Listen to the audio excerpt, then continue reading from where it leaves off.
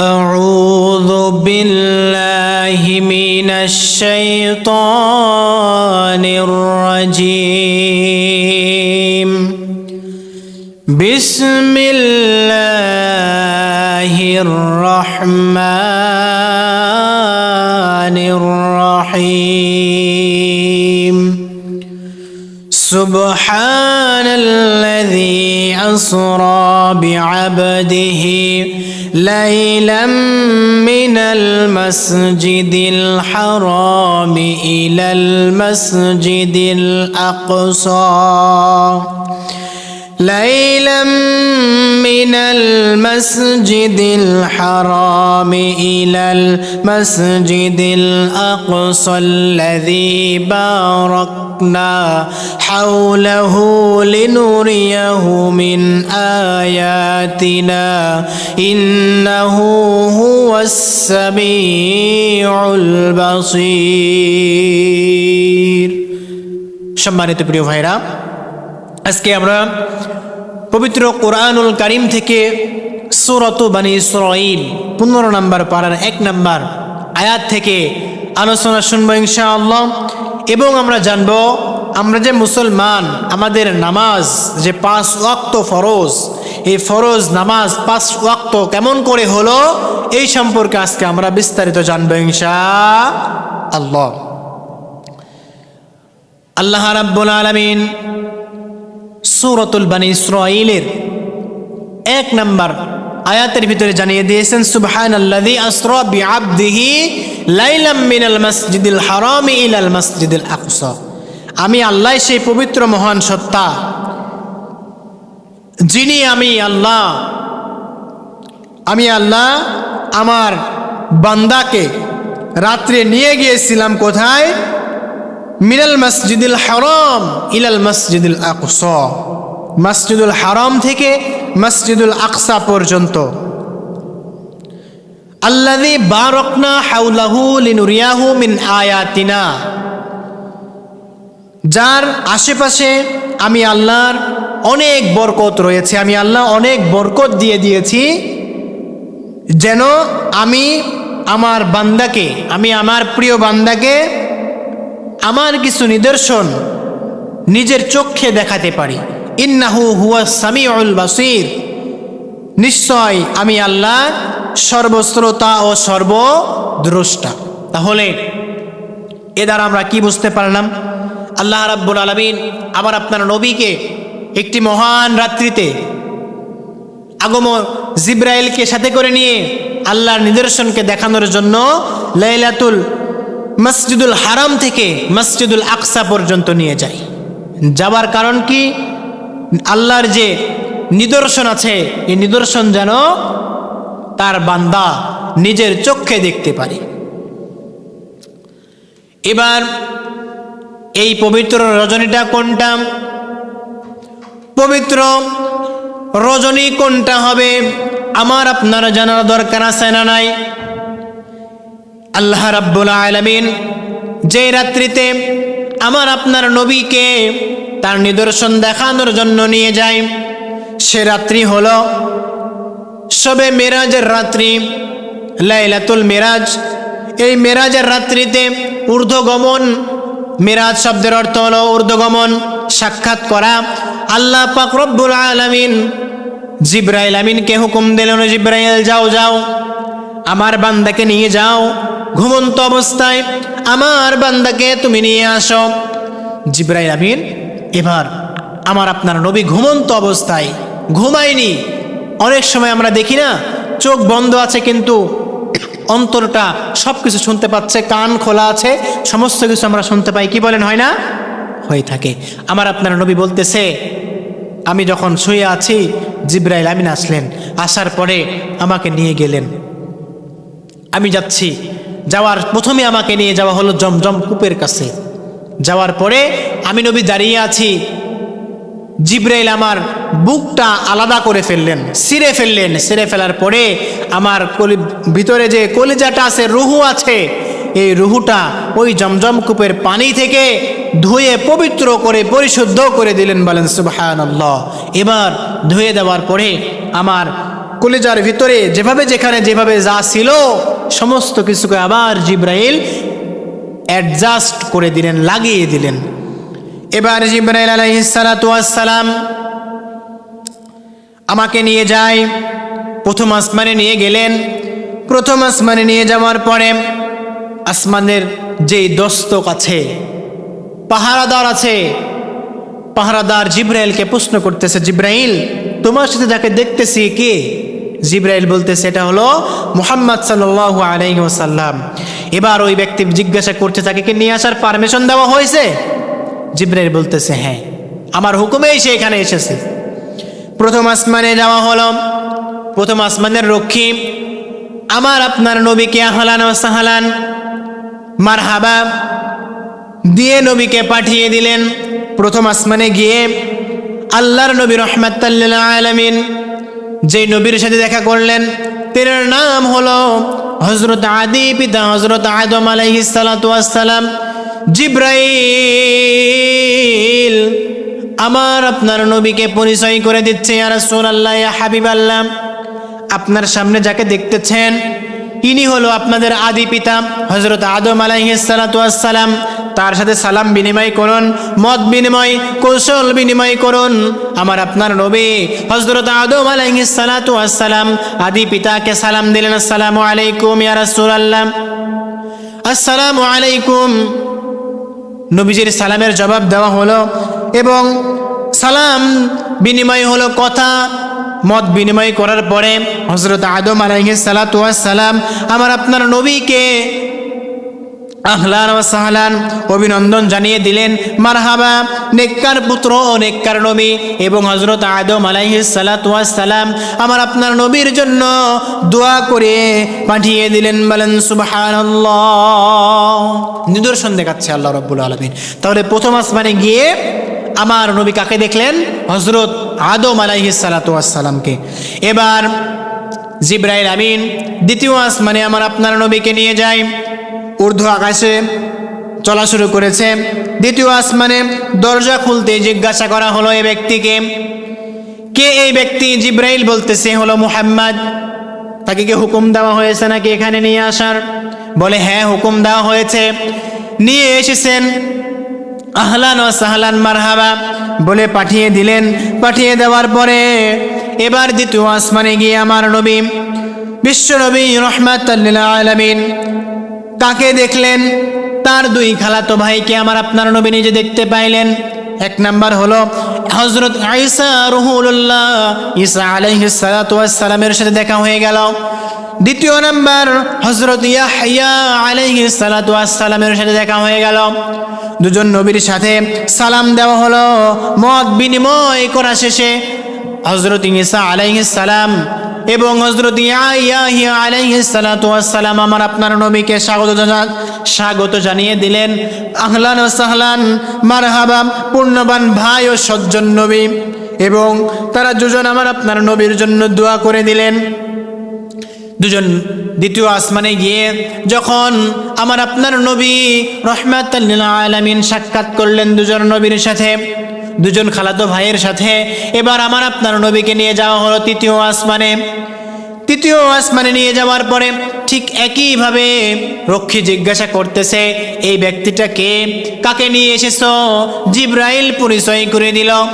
এবার তৃতীয় আসমানে গিয়ে আবার আপনার নবী কার সাথে দেখা করলেন? হাদিস শরীফের ভিতরে এসেছে, বুখারী শরীফের সহিহ হাদিস। তৃতীয় আসমানে গিয়ে আমার আপনার নবীর সাথে দেখা হলো হযরত ইউসুফ আলাইহিস সালাতু ওয়াস সালামের সাথে। ইউসুফ নবীর সাথে সাক্ষাৎ করলেন, মত বিনিময় করা হলো, কৌশল অবলম্বন করা হলো, কৌশল বিনিময় করা হলো। হযরত ইউসুফ নবী এত পরিমাণ সুন্দর ছিলেন। ও আমার প্রিয় ভাইয়েরা, গভীর মনোযোগ দিয়ে শুনবেন, ইউসুফ নবী কত সুন্দর। আল্লাহর নবী সাহাবাইদেরকে বলতেছে, বলতেছে, মেরাজের রাত্রিতে ভ্রমণ করে আসার পরে তোমার ইউসুফ নবী, তোমাদের যে ইউসুফ নবী এত সুন্দর করে আল্লাহ রাব্বুল আলামিন তাকে বানিয়েছেন। ও আমার উম্মতেরা তোমরা শোনো শোনো, হযরত ইউসুফ নবীকে আমি যখন দেখলাম, দেখার পরে আমার মনে হয়ে গেল আমার আল্লাহ রাব্বুল আলামিন এই পৃথিবীর অর্ধেক সৌন্দর্য হযরত ইউসুফ নবীর ভিতরে ঢেলে দিয়েছেন। বলেন সুবহানাল্লাহ। নিদর্শন দেখতে গিয়েছিলেন আমার আপনার নবী। তাহলে তৃতীয় আসমানে গিয়ে আমার আপনার নবীর দেখা হলো হযরত ইউসুফ নবীর সাথে।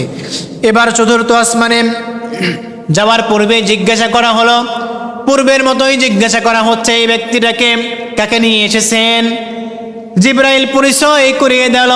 পরিচয় করা দেওয়ার পরে তাকে বলা হলো এটা মুহাম্মদ সাল্লাল্লাহু আলাইহি ওয়াসাল্লাম, আমার হুকুমেই তাকে নিয়ে আসা হয়েছে, আল্লাহ রাব্বুল আলামিন হুকুম দিয়েছেন। এরপরে স্বাগত জানানো হলো, আহলান ওয়া সাহলান ইয়া রাসূলুল্লাহ ইয়া হাবিবাল্লাহ। চতুর্থ আসমানে গিয়ে আমার আপনার নবী হযরত ইদ্রিস আলাইহিস সালাতু ওয়াস সালামের সাথে দেখা করলেন। বলেন সুবহানাল্লাহ। ইদ্রিস নবীর সাথে দেখা করা হলো, সালাম বিনিময় করলেন, মত বিনিময় করা হলো এবং ইদ্রিস নবী আমার আপনার নবীর জন্য দোয়া করে দিলেন। জিবরাইল পঞ্চম আসমানের দিকে ধাবিত হয়। পঞ্চম আসমানে যাওয়া হলো। পঞ্চম আসমানে গিয়ে হযরত হারুন আলাইহিস সালাতু ওয়াস সালামের সাথে আমার আপনার নবী দেখা করলেন, মত বিনিময় হলো, কথা হলো, দোয়া করে দিলেন, চলে গেলেন আমার আপনার নবী। এবার ষষ্ঠ আসমান। ষষ্ঠ আসমানে গিয়ে দেখা হলো পূর্বের মতোই। আবার জিজ্ঞাসা করা হচ্ছে এ ব্যক্তিকে কাকে নিয়ে এসেছেন। বলতেছে এটা হলো মুহাম্মদ, আমার হুকুমেই, আল্লাহর হুকুমেই এই জায়গায় নিয়ে এসেছি। আহলান ওয়া সাহলান ইয়া রাসূলুল্লাহ। বলা হলো ষষ্ঠ আসমানে গিয়ে দেখা হলো হযরত মূসা আলাইহিস সালাতু ওয়াস সালামের সাথে। এই জামানার সমস্ত মানুষদের চাইতে, সমস্ত নবী রাসূলদের চাইতে এত পরিমাণ রাগী নবী ছিলেন হযরত মূসা আলাইহিস সালাম। নবীর সাথে তর্ক করতেন, যখন মূসা নবী রাগ করতেন, মূসা নবীর পাগড়ি ভেদ করে মাথার চুলটা খাড়া হয়ে যেত। বলেন আল্লাহু আকবার। কত রাগ। যায় দেখা হলো হযরত মূসা আলাইহিস সালাতু ওয়াস সালামের সাথে। মূসা নবী যখন নবীর সাথে সাক্ষাৎ করলেন, দেখা হলো, কথা হলো, ইস্তেকবাল করে পাঠিয়ে দিলেন। সপ্তম আসমানে আমার আপনার নবীকে নিয়ে যাওয়া হলো।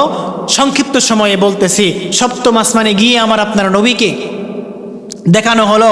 নবী আমার দেখলেন হযরত ইব্রাহিম আলাইহিস সালাতু ওয়াস সালাম, আমার আপনার জাতির পিতা কে আমার আপনার নবী দেখলেন। দেখার পরে তার সাথে কথা হলো, পরিচয় করিয়ে দিলেন। পরিচয় করিয়ে দেওয়ার পরে আমার আপনার পিতাকে, আমার আপনার আব্বাকে, জাতির আব্বা যাকে বলা হয়, জাতির পিতাকে আমার আপনার নবী সালাম দিয়ে দোয়া নিয়ে মত বিনিময় করে আবার চলে আসলেন। এবার আল্লাহ রাব্বুল আলামিন কেমন করে আমার আপনার ওপর নামাজকে ফরজ করে দিয়েছেন। ওহী পাঠিয়ে দিলেন, যাও জিবরাইল যাও, আমার নবীকে হাদিয়া দিয়ে দিলাম, তার উম্মতদের জন্য দৈনিক 50 ওয়াক্ত নামাজ ফরজ করে দিলাম। দেখুন গভীর মনোযোগ দিয়ে শুনবেন, নামাজ কেমন করে 50 ওয়াক্ত থেকে 5 ওয়াক্ত হয়ে গেল। সম্মানিত তাওহীদি জনতা ও আমার প্রিয় ভাইরা, একান্ত প্রিয় আপন জনেরা, আরে আমার গভীর মনোযোগ দিয়ে শুনবেন। নবীকে হাদিয়া দেওয়া হলো 50 ওয়াক্ত নামাজ দৈনিক, রাত্রে এবং দিনে। তোমরা প্রতিদিন 50 ওয়াক্ত নামাজ তোমরা আমি আল্লাহকে রাজি খুশি করার জন্য আদায় করবে। নবীকে হাদিয়া দেওয়া হলো। নবী করিম সাল্লাল্লাহু আলাইহি ওয়াসাল্লাম হাদিয়াটা নিয়ে চলে আসলেন। রাস্তার ভিতরে এমতো অবস্থায় হযরত মূসা আলাইহিস সালাতু ওয়াস সালাম, মূসা কালিমুল্লাহ সাথে দেখা হয়ে গেল। মূসা নবী আমার আপনার নবীকে জিজ্ঞাসা করলো, ইয়া রাসূলুল্লাহ, ইয়া হাবিবাল্লাহ, আমার আপনার আল্লাহ রব্বুল আলামিন, দুনিয়ার দু জাহানের বাদশা, ওগো আল্লাহ রব্বুল আলামিন আপনার জন্য কি দিয়ে দিল, আপনার উম্মতদের জন্য কি হাদিয়া দিয়ে দিল। আমার আপনার নবী বলতেছে, ওগো ভাই, আমার আল্লাহ রব্বুল আলামিন দৈনিক রাতে এবং দিনে আমার উম্মতের জন্য 50 ওয়াক্ত নামাজ দিয়ে দিয়েছেন। বলেন সুবহানাল্লাহ। কত? 50 ওয়াক্ত নামাজ রাতে এবং দিনে। মূসা নবী আমার আপনার নবীকে বলতেছে, ভাই আপনি ঘুরে যান আল্লাহর কাছে, গিয়ে নামাজকে কমিয়ে নিয়ে আসেন। আপনার গুনাহগার উম্মত 50 ওয়াক্ত নামাজ কোনোদিনও পড়তে পারবে না। নবী আমার মুসার সাথে পরামর্শ করে আল্লাহর কাছে আবার ঘুরে যায়। যাওয়ার পরে বলতেছে, ওগো আল্লাহ, আমার গুনাহগার উম্মত, অলস উম্মত 50 ওয়াক্ত নামাজ পড়তে পারবে না, কমিয়ে দেন। আমার আল্লাহ রাব্বুল আলামিন 5 ওয়াক্ত নামাজ কমিয়ে দিয়ে 45 ওয়াক্ত নামাজ ফরজ করে দিলেন। এবার আমার নবী 45 ওয়াক্ত নামাজ নিয়ে ফিরে এসেছেন। রাস্তার ভিতরে হযরত মুসা নবীর সাথে আবার দেখা হয়ে গেল। মুসা নবী বলতেছে, এবার কত ওয়াক্ত নামাজ করে দিল? বলে 5 ওয়াক্ত কমিয়ে 45 ওয়াক্ত করে দিয়েছে। মুসা নবী আবার বলতেছে, আবার ঘুরে যাও, তোমার ওই অলস উম্মত 45 ওয়াক্ত নামাজ কোনোদিনও পড়তে পারবে না। কারণ আমি বানী ইসরায়েলের প্রতি অভিজ্ঞ একজন নবী, বানী ইসরায়েলের মানুষদের প্রতি আমার অভিজ্ঞতা আছে, তারা কখনোই আদায় করবে না 45 ওয়াক্ত নামাজ। নবী আমার আবার চলে যায়, আল্লাহকে ডাক দিয়ে বলেন, গো আল্লাহ, আমার গুনাহগার উম্মত, অলস উম্মত তো 45 ওয়াক্ত নামাজ পড়বে না, আপনি নামাজকে কমিয়ে দেন। আমার আল্লাহ রাব্বুল আলামিন 5 ওয়াক্ত নামাজ কমিয়ে দিলেন। দরখাস্ত মঞ্জুর করে 5 ওয়াক্ত কমিয়ে এবার আল্লাহ রাব্বুল আলামিন 40 ওয়াক্ত নামাজ রাতে এবং দিনে ফরজ করে দিলেন। নবী আমার হাদিয়া নিয়ে ফিরে এসেছে।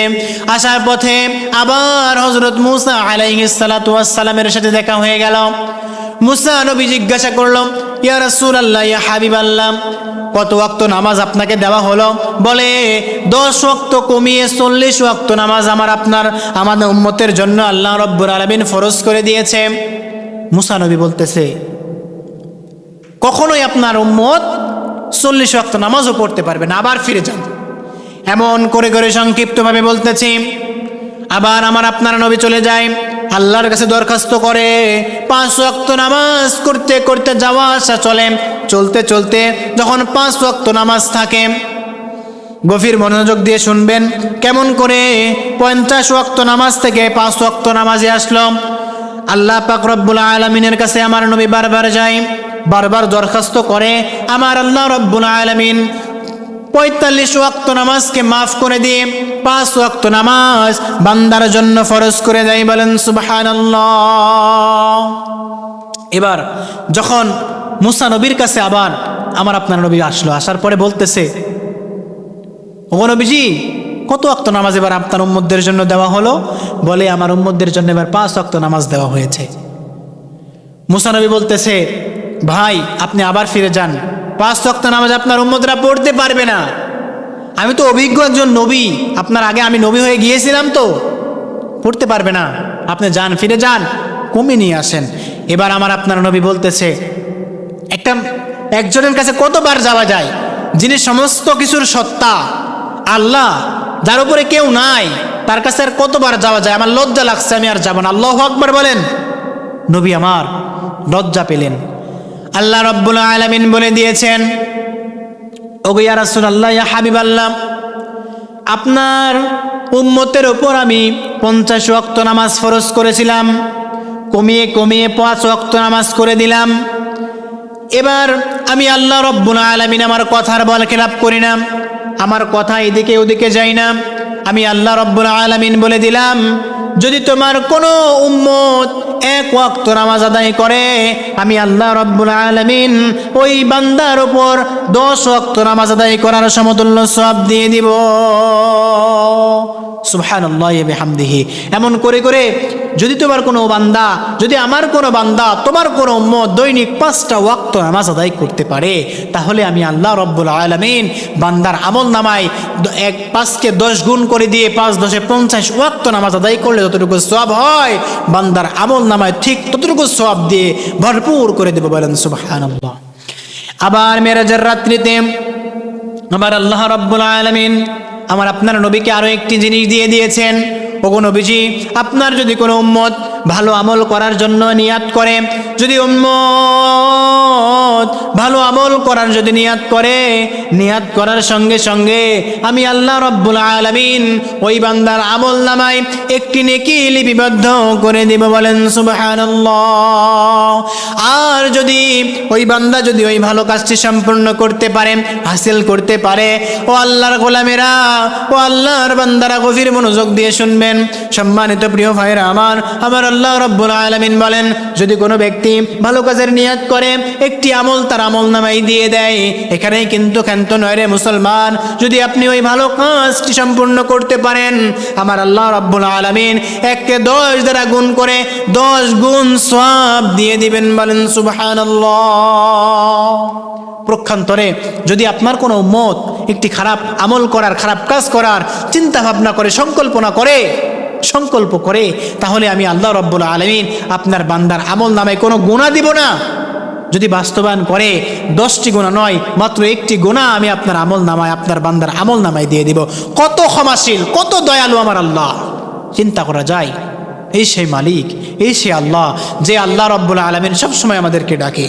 তাহলে এইভাবেই আমার আপনার নবী জনাবে মুহাম্মদুর রাসূলুল্লাহ সাল্লাল্লাহু আলাইহি ওয়াসাল্লাম মেরাজের রাত্রিতে 50 ওয়াক্ত নামাজ থেকে 5 ওয়াক্ত নামাজ বান্দার জন্য নিয়ে এসেছেন।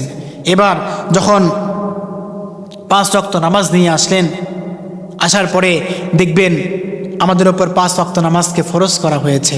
আপনারা কত ওয়াক্ত নামাজ পড়েন? সময় হয় 5 ওয়াক্ত নামাজ পড়ার? এত ব্যস্ততা ভাই, মারাই তো যাবেন, কতদিন বাঁচবেন দুনিয়াতে? চিরস্থায়ী জিন্দেগি ভাই, আর কেউ বাঁচতে আসে নাই। আমরা দাদা চলে গেছে, বাবাও চলে যাবে, আমিও চলে যাব, সবাই চলে যাবে। দুনিয়া তো ক্ষণস্থায়ী ভাই, দুনিয়া তো চিরস্থায়ী নয়। কুল্লু নাফসিন যায়িকাতুল মাউত, প্রত্যেকটি মানুষকে মৃত্যুর স্বাদ গ্রহণ করতে হবে ভাই। ক্ষণস্থায়ী জিন্দেগিতে এসে দৈনিক 5টা ওয়াক্ত নামাজ আমি আপনি পড়তে পারি না। এই নামাজ আমাকে আপনাকে কত পরিমাণ ভালো কাজ করার সাপোর্ট দিবে। আল্লাহ পাক রব্বুল আলামিন বলেন, ইন্নাস সালাতা তানহা আনিল ফাহশাই ওয়াল মুনকার ওয়ালা যিকরুল্লাহি আকবার ওয়াল্লাহু ইয়ালামু মা তাসনাউন। রব্বুল আলামিন বলেন, নিশ্চয়ই তোমার নামাজ তোমাকে সমস্ত খারাপ কাজ থেকে তোমাকে দূরে রাখবে। এই নামাজ কত ভালো আমল করার তৌফিক আমাকে আপনাকে দিবে।